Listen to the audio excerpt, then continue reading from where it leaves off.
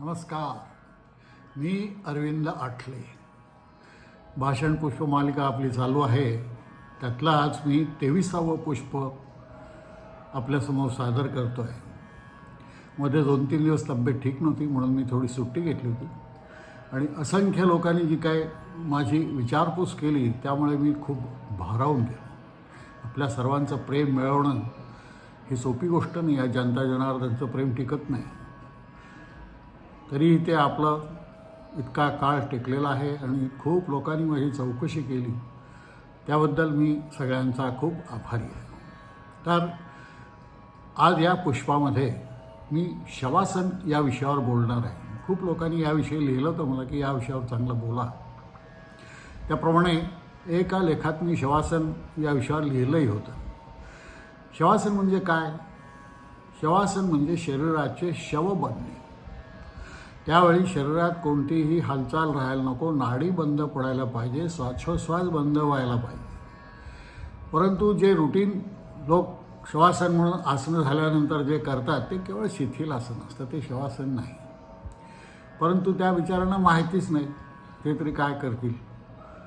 तर शवासनचा अर्थ शवासन, शरीराचं शव होणे, शरीरातून प्राण बाहेर पडणे, इतकं शवासन अर्थ इतका स्पष्ट आहे.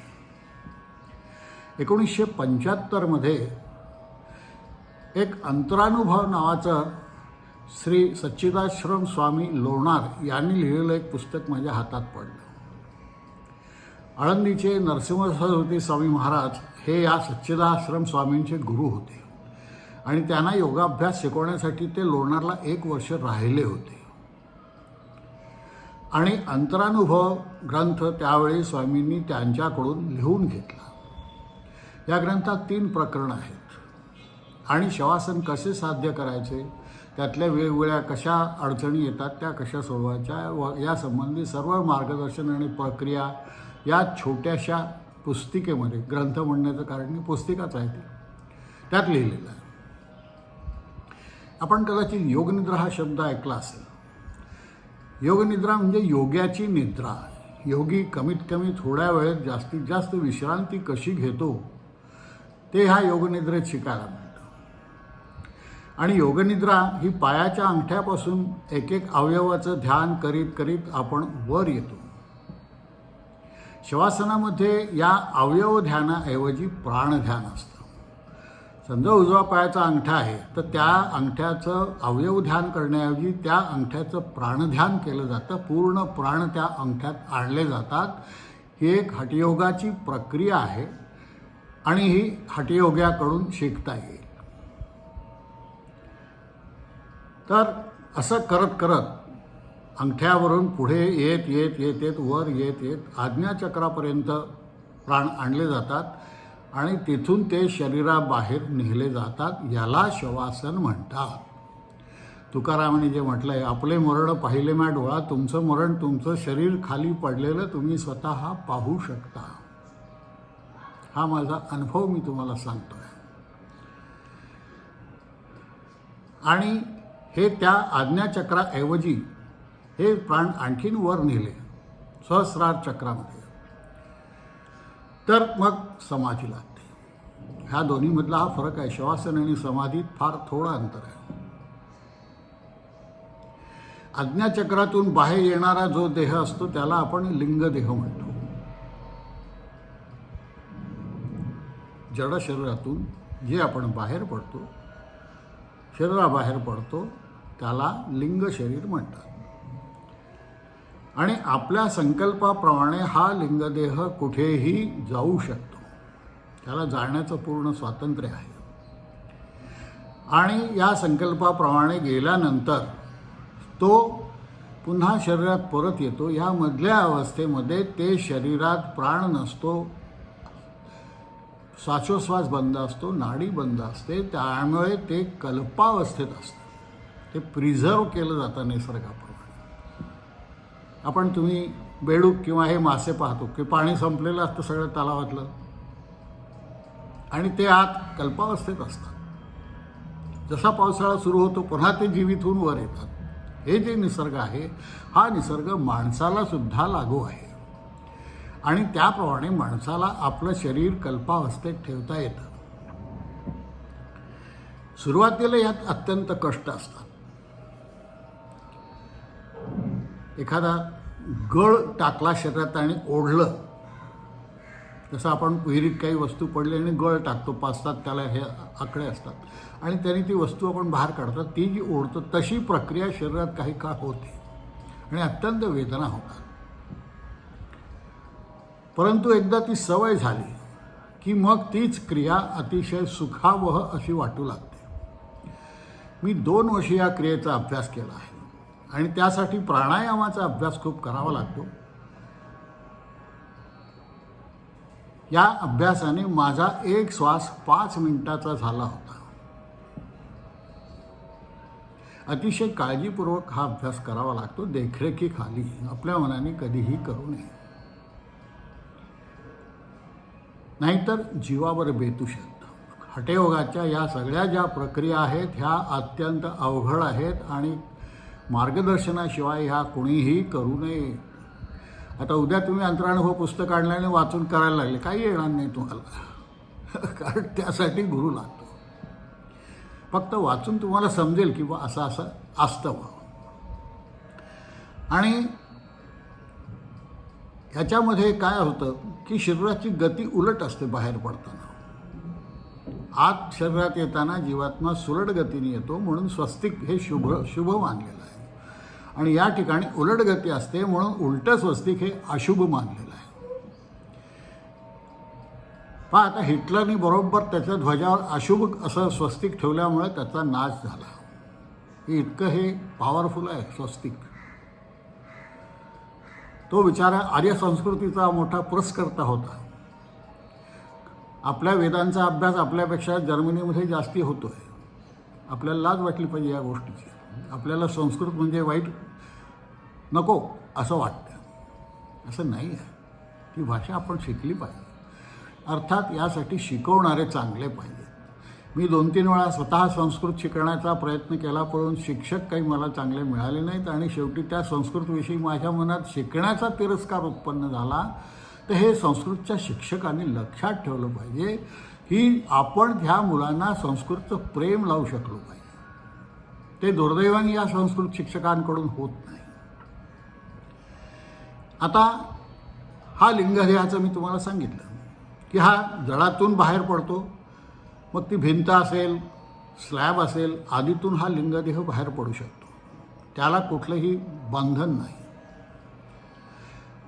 सुरुवातीला मला असं झालं की मी गेलो स्लॅबपर्यंत आणि मग माझ्या मनात किंतु उत्पन्न झालं की अरे इथं स्लॅब आहे, कसं जाऊ मी इथून. मी तिथून परत आलो. तेव्हा मला सांगण्यात आलं की हे स्लॅब ही तुझ्या मनाची कल्पना आहे, त्या देहाला स्लॅब वगैरे काही नाही आहे. आणि ही समजूत झाल्यानंतर निष्ठा पाहिजे हो या सगळ्यामध्ये. जे समोरचा सांगेल त्याच्यात कुठलाही किंतु न ठेवता निष्ठा ठेवता आली पाहिजे. आणि मग दुसऱ्या दिवशी त्या निष्ठेमुळे मी त्या स्लॅबमधून बाहेर पडलो आणि मग माझा मार्ग पुढे अतिशय मोकळा झाला. रोज संकल्प करून वेगवेगळ्या ठिकाणी मी जात असे आणि अनेक वेळा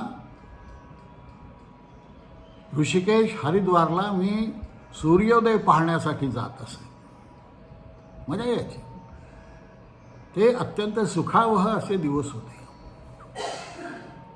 तिथल्या खुणासुद्धा मी हरिद्वार ऋषिकेशच्या लक्षात ठेवल्यात आणि जेव्हा प्रत्यक्ष नंतर गेलो तेव्हा त्या खुणा मी पडताळूनसुद्धा पाहिल्या. याचा अर्थ मी खरोखरीच तिथे जात असे. फक्त एवढं एक पथ्य पाळावं लागतं की या काळामध्ये त्या शरीराला कोणाचाही स्पर्श होता उपयोग नाही. स्पर्श झाला तर मग तुम्हाला काही प्रॉब्लेम उत्पन्न होतात, जसे माझ्या आयुष्यात मला एकदा झाले. खरोखरच एकदा माझा जीव जाण्याची वेळ या प्रसंगामुळे आली. माझ्या आईला मी अशी काही उपासना करतो, साधना करतो, काही कल्पना नाही. ती बिचारी साधी मुली आणि ऑफिसची वेळ झाली आणि अजून मुलगा उठला नाही झोपून. तिला मी झोपलो असंच वाटलं होतं, म्हणून ती मला उठवायला आली की अरे 9 वाजून गेले, तू अजून उठला नाही, तुझं जेवण केव्हा होईल, तू ऑफिसला केव्हा जाशील. 10च्या आधी मी ऑफिसला निघत असेल. त्यामुळे काळजीने ती मला उठवायला आली आणि ती उठवायला आली आणि तिचा स्पर्श माझ्या अंगाला झाला. आता या केसमध्ये स्पर्श कोणाचाही चालत नाही, मग तुमची आई असो का अजून कोणी असो, तर हे पथ्य पाळावं लागतं. आणि हा स्पर्श झाल्यामुळे खरोखरच मला माझ्या शरीरात पुन्हा परत येता येईल. आई असली तरी ती भिन्न जीव आहे, त्यामुळे हा स्पर्श झाल्यामुळे मला काही परत येता येईना आणि मग खरोखरच बाहेर जायची वेळ आली. आता अशावेळी त्यावेळी ज्ञानेश्वरांना गुरु मानत असे. ज्ञानेश्वरांची प्रार्थना केली की हे गुरु, आता मी काय करू? आता तुझ्या मदतीशिवाय मला यातून काही पर्याय नाही. आणि त्यानंतर मात्र मी शरीरात त्यांच्या कृपेने परत येऊ शकलो. पण ह्या क्रियेला 2 तास लागले आणि त्या दिवशी ऑफिसला चार्ट द्यावी लागली. आणि पत्नीला मी सांगितलं होतं की अशावेळी ती आई माझी धावत धावत बायकोकडे गेली की अरे काय झालं बा त्याला, त्याचा श्वास बंद आहे, नाडी बंद आहे, काय झालं. तिला वाटलं की आपला पोरगा गेला. पत्नीला हे सगळी माहिती मी आधी दिली असल्यामुळे ती कधी मला त्यावेळी डिस्टर्ब करत नसे कुठल्याही कारणासाठी. त्यांनी सांगितलं तुम्ही काळजी करू नका, सगळं बरोबर होईल, वाट बघा. आणि मग जेव्हा मी बाहेर आलो तेव्हा आईच्या जीवात जीव आला. त्या दिवशी मात्र मला काही ऑफिसला जाता नाही आलं. आता यावेळी असे अनेक अनुभव मी घेतलेले आहेत. मी आळंदीला ज्ञानेश्वरांची समाधी आतून बघितलेली आहे. खूप मला इच्छा होती की ज्ञानेश्वरांची समाधी पाहावी. आणि त्या समाधीत केवळ तेज भरलेलं आहे. या तेजाचं वर्णन मला नाही करता येत. प्रचंड तेज. एकदा मी या अवस्थेत रशियाला गेलो. तिथली भाषा काही मला समजायचं कारण नाही, पण त्या अवस्थेत ती समजते. कारण देही अवस्था नाही आहे ती वरची अवस्था असल्यामुळे तिथे भाषेचा प्रश्न नाही.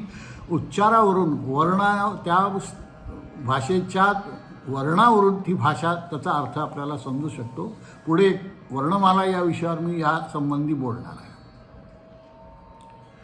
एकदा मी कांचनगंगाला सुद्धा वर जाऊन आलो आहे. सूर्यमालिकाच्या अनेक पलीकडे जाऊन सूर्य एवढा छोटासा दिसण्याइतपत त्या मालिकेत मी पुढे जाऊन आलेलो आहे. असे अनेक अनुभव या शवासनामध्ये मी घेतलेले आहेत. आता या पुस्तकात त्यांनी सांगितलं की हे जे कोणी याची प्रॅक्टिस करेल त्याला मी स्वतः प्रत्यक्ष दर्शन देईन. आणि माझी गुरुमावली बिचारी 3 दिवस माझ्यासमोर बसली होती. त्यावेळी मला कल्पनाही नव्हती की हे नरसिंह सरस्वती आहेत. कारण आपण चित्रात पाहतो हे कल्पनेने काढलेले काल्पनिक चित्र आहेत, ते काही तसे प्रत्यक्ष तसे नव्हते.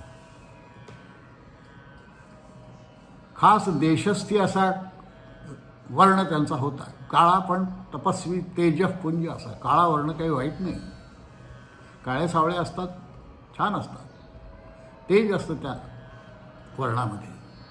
तर ते 3 दिवस माझ्यासमोर बसले होते आणि हसायचे. काय माहिती त्यांचं बोलणं नाही झालं या अवस्थेत, पण ते दिसले, दर्शन त्यांनी दिलं. आता ह्या ही जी काही प्रक्रिया आहे शवासनाची, याच्या पुढची पायरी म्हणजे परकाया प्रवेश. कुठल्या तरी शरीरात तुम्ही आत जाऊन प्रवेश करू शकता. एखाद्या मृत शरीरामध्ये ते शरीर जर त्या लायक असेल, अपघाताचं नसेल, तर तुम्ही शंकराचार्यांची गोष्ट वाचली असेल. मंडन मिश्राचा आणि त्यांचा जो काही वाद झाला, त्यानंतर शंकराचार्य एका राजाच्या शरीरात घुसून त्यांनी अनुभव घेतले आणि नंतर परत येऊन मंडन मिश्राच्या पत्नीला वादात त्यांनी हरवलं, अशी कथा आहे. तर हे 4 महिने ते होते आणि त्या काळामध्ये त्यांचा देह त्यांचे शिष्य राखण करत होते.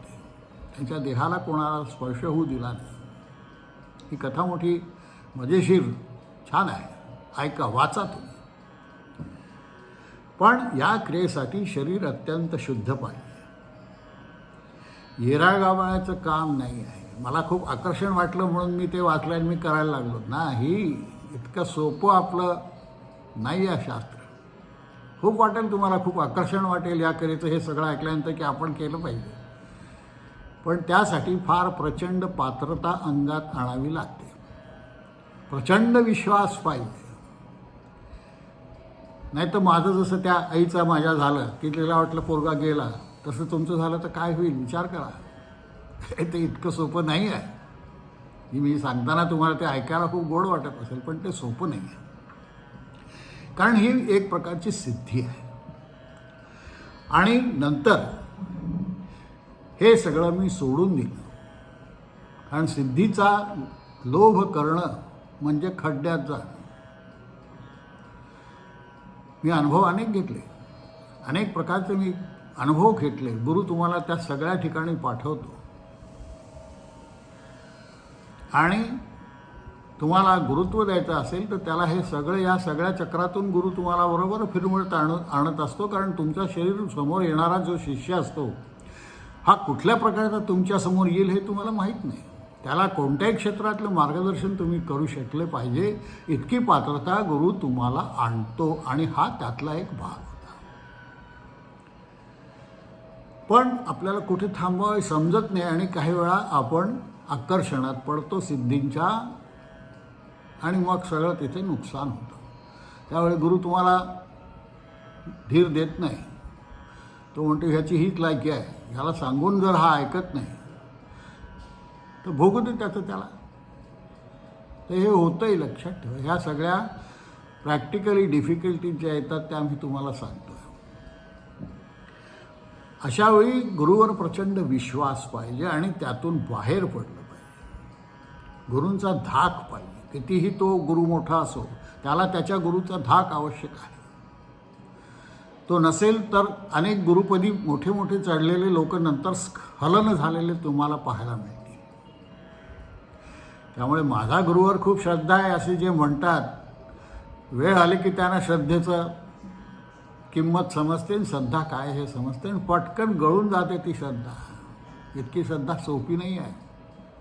अगदी 99% तुमची श्रद्धा बसेल, पण 1% तुमचा कितीही मोठा घात करू शकतो. हे लक्षात ठेवा. तुम्ही साधकांसाठी हे व्याख्यान आहे. त्यांनी काय काळजी घ्यावी, कसं राहावं यासाठी असलेलं हे व्याख्यान मला आहे. आणि त्यामुळे गुरु आपल्या शिष्याला सर्व प्रकारचं परिपूर्णतेचं शिक्षण देण्यासाठी ह्या सगळ्या प्रांतातून फिरवून आणतात. तो भक्तिमार्गात असतो, योगमार्गात असतो, निराळ्या क्रियायोगात असतो, सगळ्या ह्याच्यात त्याला ते फिरवून आणतात. कारण समोरच्या शिष्याचं अंतरंग त्याला समजू शकलं पाहिजे. तर मला वाटतं आज आपण पुष्कळ बोललो आहे. माझी तब्येत छान आहे, छान झाली. तुम्हाला लक्षात येतच असेल की मी 2 दिवसात ठणठणीत झालो आहे. तर आपला निरोप घेऊ. पुढच्या वेळी अजून एखाद्या छान छान विषयावर आपण बोलू. नमस्कार.